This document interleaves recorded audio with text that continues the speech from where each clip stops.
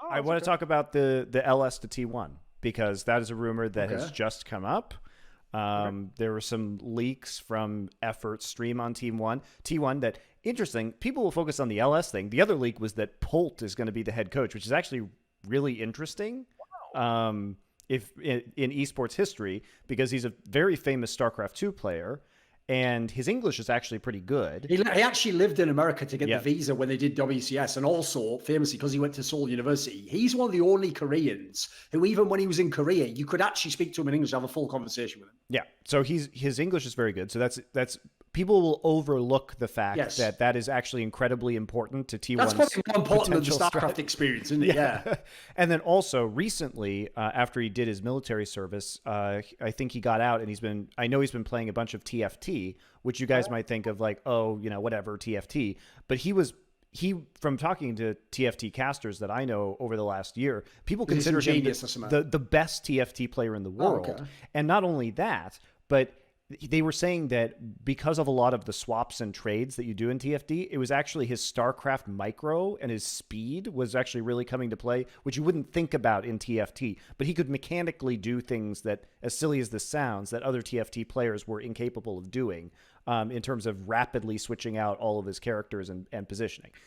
I don't know anything about TFT. I just talk to TFT people who knew, like Doa, for example, has been casting like every fucking TFT tournament this series. Like, oh, Polt's back. And I was like, oh, tell me about Polt. So that's how we kind of got there. By the way, I'm just going to put this out there. I know at the moment we can't all travel, etc., but I'm just going to say this. There's obviously, in the case of this rumor, going to be one less caster in OGN. Yep. There's a guy called Doa is available. He's pretty fucking amazing. You know what? Every game I watch with him is hype as fuck. Maybe ask him. By the way, his wife's Korean. He would love to live in Korea. I'm telling you right now, that isn't speculation. He would love to go back to Korea. Yeah, exactly. I think that man. I think that would be a great decision. But as someone outside of the scene, as someone that enjoyed many years of his casting together with Pop, of course, I can approve of that decision. But yeah, I think this is. I mean, I'm surprised, and the reason why I'm surprised that if this is true that LS would take this job is because LS is currently in a very excellent place in terms Probably of has the his most content. leverage of any content creator in the world of esports right now. No joke. Yes. Yeah, I think that's probably a true statement because he's about to literally sort of in esports do a Joe Rogan. Like he could actually be like add like zeros to that fucking amount, and he could have anything he wanted the next few years. And let me just put it this way: there is no way that T1 is paying him more money than he could be making. Impossible.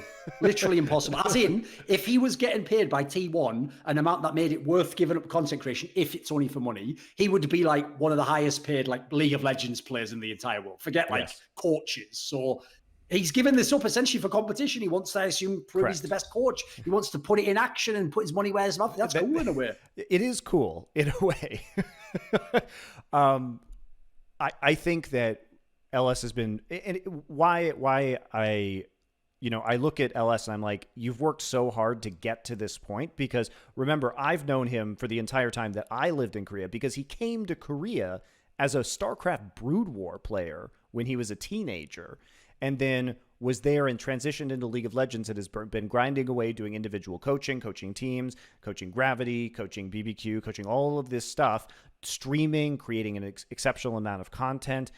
He's always done this, and he finally got his break in the last year, and he's been able to. I think the meta and League of Legends shifted into his area of expertise, which was very helpful for him. But he also has an incredible work ethic, and he really capitalized on this.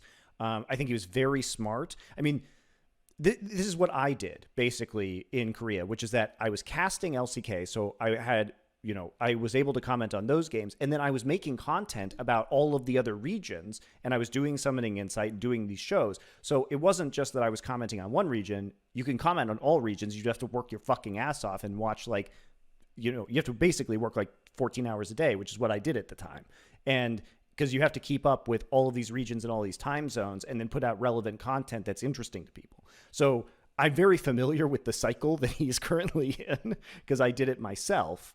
Except I actually casted all of the games in Korea, which he later did via co-streaming. And co-stream wasn't an option and won't get into it at the time. But I was doing VOD reviews. And if you work that hard to get this, it's very interesting to me that he would choose to make the competitive decision rather than continuing with that thing, because no matter what, he's going to lose momentum. And momentum is like everything in terms of content creation. Any content creator or streamer will tell you, like, you just have to keep up the cycle because of the way that the algorithms work, because of the way that the people's attention spans work, yes. Sponsors, everything. So you do have to get into that rhythm, and breaking that rhythm, even to do something as cool as coaching T1, it can be hard or even impossible to get back to the place you currently were. Right. Obviously, people know before he was a player. Like, Whippo has a relationship with LS. He's not just a player that happened. So give us your thoughts on it. What do you think of this move? If it happens, obviously we speculate at this point. Like, again, like, the only way he'd be able to, like, make up for the difference that he would lose is, in my opinion, if he wins Worlds with Faker. You know, if he's the guy that brings Faker to another trophy, then he's I'm not sure even that does it. Esports big bang. I mean, I think it would. Like, that would be an esports big bang if he rides off that train. You know, if it's a 1-year contract, no NDAs, he can share what he wants. Like, that's as free as it gets, you know. And again, at that point, maybe he can negotiate that, right? Like have a 1-year deal with no NDAs. He can share what he likes about what happened behind the scenes. Like, that type of content can propel him back into where he is right now. But ultimately, I think that the main reason why I think he would do it is because, from what I've seen on social media, he doesn't seem very happy. Right? Seems worn down to me. Yeah, like he's worn down. He's having to be fair, he's never been happy. I mean, like, he's found a way to deal with it, and I feel bad for him. And honestly, like, as someone that has been relatively close to him in the past, like, I don't feel like I'm doing a great job of, like, supporting, like, the situation he's in. Like, I think I could do a much better job of hearing him out in that idea. I'm sure he has other people too, but this is actually something that I feel like I could do a better job of just talking to him, because I think he does a really good job of being himself.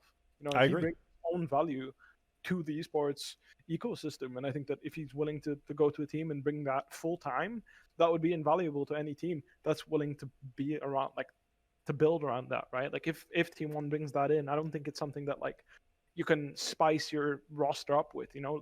Like, bringing LS into your coaching staff is not something that's like, let's spice it up. It's like, you're bringing the whole stew, you know. Like, yeah, everyone's everyone's out. I think what makes this a more encouraging move to me is the existence of Polt, because Polt is the guy who has experienced both kind of American and Korean cultures. And LS is also that guy, but the reverse direction, right? And so I think that Polt is listed as head coach, and what that means in Korea is more like team manager, right? It's sort of overseeing the culture, all that set stuff, the culture, yeah. Personal interactions. Polt's very smart. Polt's extremely intelligent. We know that from the games that he's played and just anybody who's talked to him, basically. But he's not an expert at League of Legends, right? He can understand the concepts, but LS is really being brought in as that strategic guy. But I think that having somebody above LS who is fluent in both languages and who is very experienced in both cultures is actually, like, a really key piece of this to kind of bridge between them. And I think that's a very savvy move by T1. I mean, if they can take on this. Oh, go on, Whippo, finish up, mate. Well, if they can get Polt and LS to agree on how to do it, then I think that could be a very scary team. Like, again, a lot of the concepts that LS brings are reasonable. Like, they are true. Yeah, of course. The problem is you have to go through the whole coaching. Like, you have to go through the whole coaching. You have to commit to it all. Yes. From start to finish, where you've got 5 players that can all execute what the game plan that is possible, right? That's the thing. Like, he is from what I've seen from his content, a lot of the things he stands for is, like, a lot of people need the jungler when they shouldn't even be needing the jungler at all. So you need to coach 4 individual players, everyone but your jungler, basically, to learn how to play every single matchup in all those ways, and all, like, never needing help. And then on top of that, you also need to coach your jungler on how to play that specific style. And then on top of that, you need to convince them how to play the draft. Like, you need to teach them how to play the draft, convince them that the draft is good. And again, it's all possible. I can stand behind all of it. If I were to be on that team, I would be happy to experience that 100%. But the thing is if 1 or 2, especially 2 players, start cracking, your whole team is going to shit. And that's why I wonder a little bit, because if I think about teams that would be potentially more malleable, right? Like Damwon when they were younger, or Griffin, these kind of players, these kind of teams that have up and coming players, I think it's a lot easier to do that. I wonder if LS is going to be able to convince Faker to buy into his system, because that's the guy that's always going to be the hardest, because he's had the most success of any player ever. He's considered the greatest of all time. So to have him bought in is going to be a challenge for sure. That's what I'm worried about. I've got takes on some of this. So first of all, I think I'm coming at it from a totally different perspective to everyone, because the only aspect I'm sad about that LS is going to leave is that I actually just think it's sad that we've lost like a super unique thinker. Like the concept we won't have now for next year if he goes is sad. I think it's a tragedy, because one of the best things about LS, it reminded me of what I tried to do in esports, is whether you think my take is good or interesting or not doesn't actually matter, because you can still appreciate the second order effect of what it has on the guest I have on the show, or what someone says in response to me, or someone corrects me and says this is the other way, or I disagree completely. Like basically the ripple effect we can have is bigger than some people who just make a good point. You either accept it, you don't, you move on.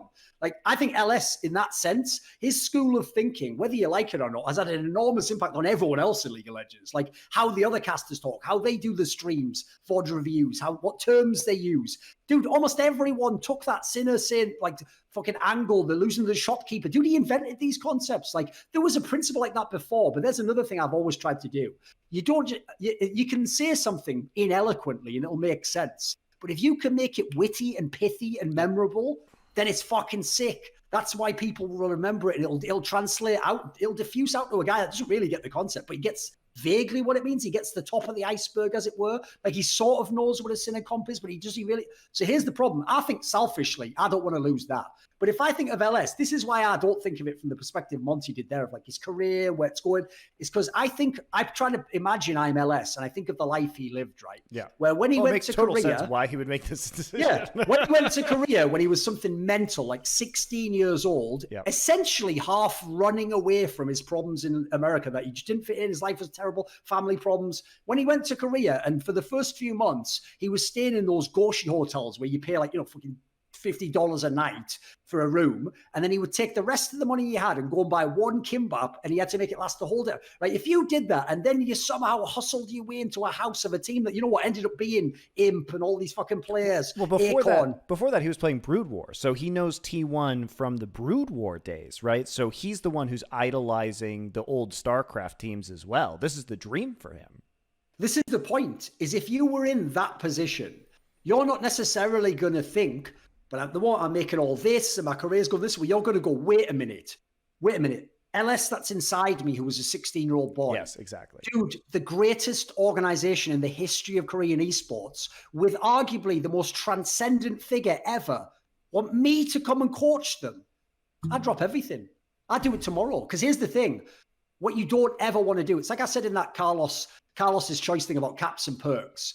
The real problem in those scenarios, right, of these players is you don't want to be the guy who does the smart move today, but spends the rest of your life like, fuck, what if I could have had perks?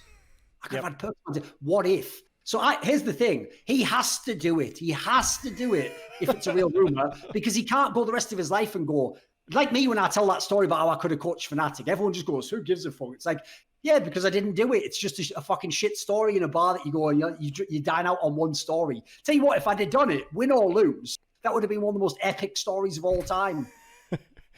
I'll tell you now, they definitely wouldn't have won all those championships and gone top 4 worlds. Like, I'll tell you that myself.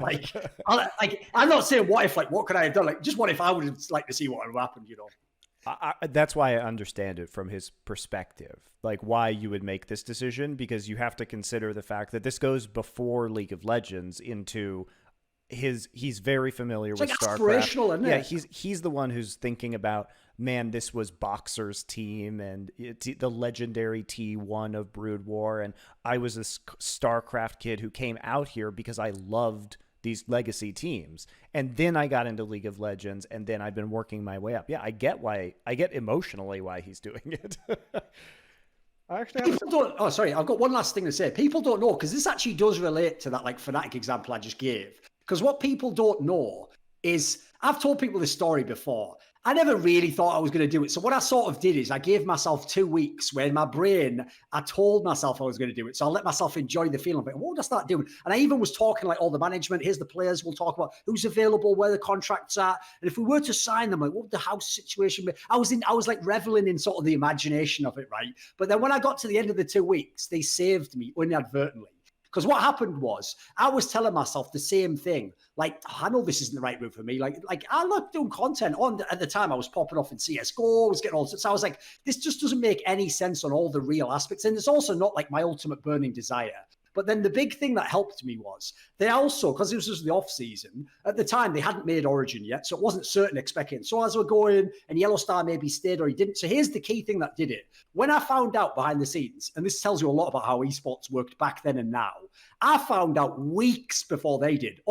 So as an executive are definitely leaving. They're going to do Origin. Fnatic was going, no, they might stay. You know, we're talking to them still. And I was like, you just don't know how players talk, bro, and you're in the org. And the same, they were like, oh, you know, Reckless is gone, YellowStar, maybe you go. If they'd have actually told me, if I'd have known for sure Soaz was staying, I actually might have fucked myself into doing it. Because that was one of the only players in League of Legends I always thought was like an enigma, that if you could coach the right way, could do so much in the game. And so when I knew he was gone, and then I've told people the story before, when I was like, okay, so who's replacing him? And they were like, there's this guy called Hootie who plays on the third team of Samsung that we played in Grey. I was like, you know what, mate? That sounds cool and all that, but that ain't my origin story. Like, you take all those fucking rookies and random and game over from fucking OGN. You can have them. You can take those. Someone else can manage that team. So they made the decision for me, thankfully. I never had to do it. Because, by the way, also, imagine Soaz's career if I had to coach him for 1 year. This and that could have changed a lot of things for everyone, and not necessarily in the better.